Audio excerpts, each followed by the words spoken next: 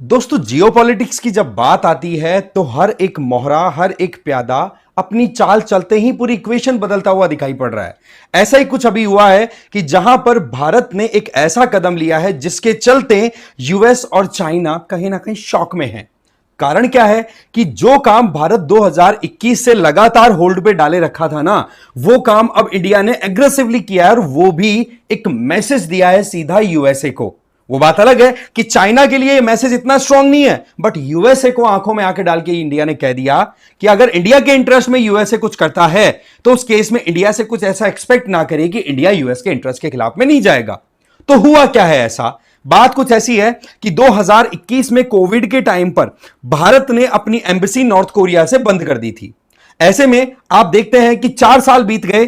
4 सालों के अंदर इंडिया ने कोई सुध नहीं ली थी कि चलो ठीक है, दोबारा से वहां पर हमें एम्बेसी खोलनी चाहिए, कोई स्ट्रेटेजिक एंगेजमेंट हमें नॉर्थ कोरिया के साथ रखनी चाहिए, क्योंकि हमें ध्यान है कि नॉर्थ कोरिया और यूएसए के रिलेशन इतने ठीक नहीं है और हमारे लिए भी इतना हाल नहीं खराब था कि भाई नॉर्थ कोरिया के साथ अगर हम डिप्लोमेटिकली परमानेंटली एंगेज नहीं करेंगे तो कोई प्रॉब्लम हो जाएगी क्या।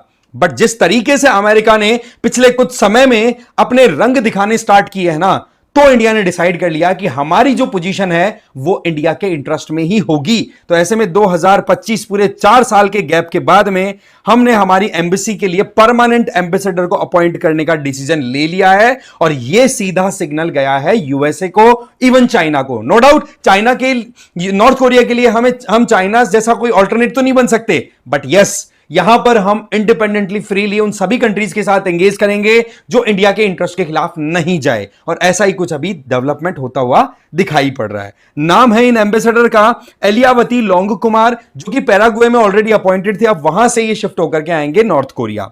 तो यहां पर पूरी डिटेल हम समझेंगे इस पूरे केस की, बट आगे बढ़े उससे पहले एक तो आप मुझे फॉलो कर लीजिए इस क्यूआर कोड को स्कैन करके, और दूसरा PWIS की तरफ से प्रतिज्ञा दिवस के जो ऑफर्स थे ना, उनको एक्सटेंड किया गया है, जिसमें सिंपल ये है कि आप लोग जब भी ये कोर्स परचेज करें तो उस टाइम पर आपको ज्यादा कुछ नहीं करना, कूपन कोड डाल देना PD1000।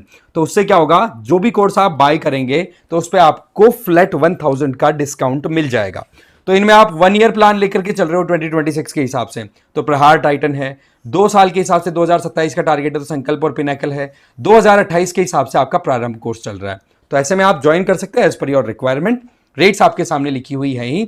तो देखो, इंडिया ने एलियावती लोंग कुमार जो है वो नेक्स्ट एम्बेसडर के तौर पे डिसाइड कर लिया कि ये democratic people's republic of Korea, that means North Korea में जाएंगे।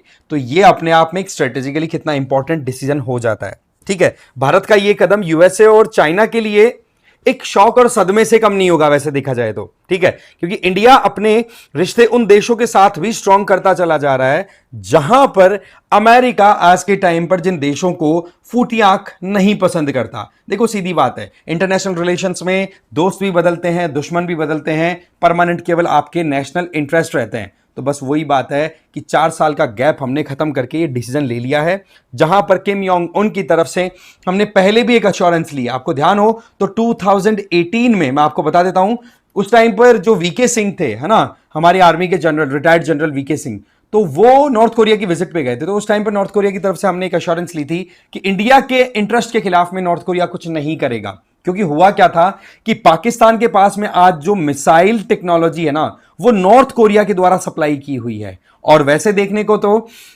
चाइना के लिए एक बात कही जाती है कि चाइना ने 2 पागल कुत्ते पाल रखे हैं, एक तो है नॉर्थ कोरिया, एक है पाकिस्तान। इनको जब बोला जाता है तब भोंक देते हैं। पर अभी की सिचुएशन कुछ ऐसी है कि पाकिस्तान तो एक बार फिर से चाइना के हाथों से निकलता हुआ दिखाई पड़ रहा है, अगर हम स्ट्रेटेजिकली देखें। क्योंकि जिस तरीके से पाकिस्तान के डिसीजंस हो रहे हैं, जिस तरीके से ऑपरेशन सिंदूर के बाद पाकिस्तान का अमेरिका के साथ में अपने क्लोज टाई अप्स बढ़ाए जा रहे हैं, वो साफ साफ एक मुजाहिरा दे रहे हैं कि आज के टाइम पर चाइना उतना ज्यादा अपनी डोमिनेंस क्रिएट नहीं कर सकता चाइना पाकिस्तान में, जितनी की यूएसए की ऑलरेडी है। तो ये चीजें ना, ये यूएसए को बिल्कुल भी पसंद नहीं आएंगी। अगर हम एलियावती लोंग कुमार की बात करें तो ये 2008 बैच के IFS हो गए, इंडियन फॉरेन सर्विसेज के इंडिविजुअल, जो कि अभी करंटली ओशियोसिन, ठीक है, ओशन चियोन पैराग्वे में अपॉइंटेड है और अब ये अपॉइंट कर दिए गए हैं नॉर्थ कोरिया के लिए। इंडिया ने ये एम्बेसी खोली है 2024 में और उसके बाद में अपॉइंटमेंट ऑफ एम्बेसडर, वो भी परमानेंट एम्बेसडर जो है वो आप देखोगे तो अभी अपॉइंटमेंट 4 साल के गैप के बाद हुई है। अच्छा, जब कोविड के टाइम पर जो प्रॉब्लम्स हुई थी, आपको पता है उस टाइम पर हमने इंडिविजुअल्स की प्रोटेक्शन के ऊपर ज्यादा ध्यान दिया, तो उस टाइम पर हमारे वहां पर लास्ट एम्बेसडर थे अतुल मल्हारी गोत्सुर्वे, ठीक है, वो वहां पर पोस्टेड थे। फिर उनको वहां से हमने एम्बेसी एक बार बंद की थी, उनको वापस बुलाया था कि भाई हेल्थ सबसे पहली चीज है। बट वही चीज है कि विद द टाइम चीजें इवॉल्व हुई तो हमने ज्यादा ध्यान दिया नहीं, क्योंकि यूएसए के साथ में हमारे रिलेशन मोर और लेस ठीक चल रहे थे। बट यूएसए ने ऑपरेशन सिंदूर के दौरान जिस तरीके से पाकिस्तान को नॉर्मलाइज करने की कोशिश की है, जिस तरीके से पाकिस्तान को एंटरटेन किया है, या फिर कहें कि इंडिया और पाकिस्तान को एक लेवल पर लाने की कोशिश की है, तो वो चीजें देखो हमारे लिए बिल्कुल भी एक्सेप्टेबल नहीं रही। तो कुल मिलाकर के इंडिया ने भी फिर अपना काम कर लिया, जो कि अब यूएसए के लिए एक सरदर्दी का कारण तो डेफिनेटली बनेगा। ठीक है, तो प्योंगयांग को लेकर के, जो कि नॉर्थ कोरिया की कैपिटल है, उसको लेकर के हमने बहुत सोच समझ करके माइन्यूट चीजों को देख करके फिर आगे कदम बढ़ाए हैं। इंडिया ने नॉर्थ कोरिया के साथ में अपने सारे ट्रेड्स बंद कर दिए थे 2017 में, जब यूनाइटेड नेशंस ने सैंक्शंस लगाए थे, और उसके चलते बहुत सारे डिप्लोमेटिक एस्पेक्ट्स में हमारी रिलेशनशिप रुक गई थी। अब आप सोचो, यूएन में कुछ हो रहा है और इंडिया फिर यूएन के सैंक्शंस को ध्यान रखते हुए काम कर रहा है। वो टाइम वो था। बट आज तो यूएन भी इंडिया के हिसाब से क्या सोचता है, इंडियन इंटरेस्ट को प्रोटेक्ट करने की कोशिश करता है? नहीं। तो ऐसी परिस्थितियों में इंडिया फिर अपना एकला चालो रे वाला कॉन्सेप्ट है वो अप्लाई कर रहा है, और वो होना भी चाहिए, सिंपल सी बात है। रही सही में प्योंगयांग का जिस तरीके से पाकिस्तान को मिसाइल टेक्नोलॉजी और ये डेवलप करने में सपोर्ट दिया गया था, उसके चलते भी हम नॉर्थ कोरिया के साथ में इतने ज्यादा सहज नहीं थे। बट अभी हमने थोड़ा अश्योरेंस लिया है, जब 2018 में हमारे state minister of state for external affair VK Singh ji जब नॉर्थ कोरिया की विजिट पे गए थे, तब नॉर्थ कोरिया की तरफ से हमें स्टेटमेंट्स मिले थे कि हम इंडिया की सिक्योरिटी को थ्रेटन करने वाला कोई काम नहीं करेंगे। इवन आप देखो कि इंडिया ने हमेशा से कोई भी ह्यूमैनिटेरियन क्राइसिस नॉर्थ कोरिया में आया है तो हमेशा भेजा है। इवन 1950s के टाइम पे जब south Korea north Korea conflict चल रहा था, उस टाइम पे भी दुनिया मोर और लेस कोल्ड वॉर के चलते डिवाइडेड थी, बट इंडिया ने इस युद्ध को रुकवाने में और दोनों देशों में ह्यूमैनिटेरियन असिस्टेंस अपनी तरफ से भेजी थी। तो इंडिया की सॉफ्ट पावर भी वहां पर बहुत ज्यादा है।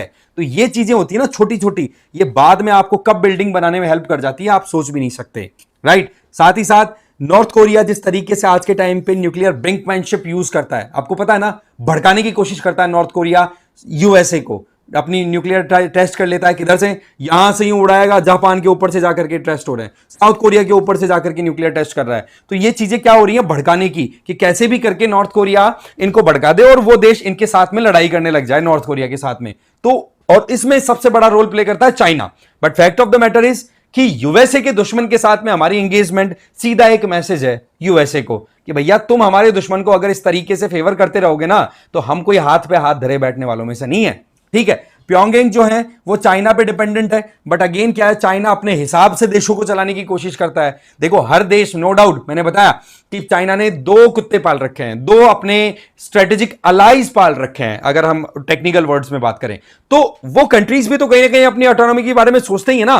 तो उस सिचुएशन में चाइना अपनी डोमिनेंस, अपनी डिक्टेशन देने की कोशिश करे, उससे ये देश फिर बचने की कोशिश करते हैं, तो वहां पर चाइना फिर इन पे गिरफ्त बनाने की कोशिश करता है, राइट। तो ऐसे सिचुएशन में प्योंगयांग इतना कंफर्टेबल नहीं है कि हाँ जी चाइना के साथ में हम मिलकर काम कर रहे हैं, तो ये भी फिर ऑल्टरनेट निकालने की कोशिश करता है। और उसी लाइन में आज के टाइम पर नॉर्थ कोरिया बाकी कंट्रीज के साथ एंगेज करने के लिए ओपन अप है, बट यस इनके साथ वही एंगेज करते हैं जो थोड़ा रिस्क लेना चाहते हैं। और इंडिया ने डिसाइड कर रखा है कि जी हम इंडियन इंटरेस्ट को प्रोटेक्ट करने के लिए अगर थोड़ा रिस्क लेना पड़े तो हम लेंगे।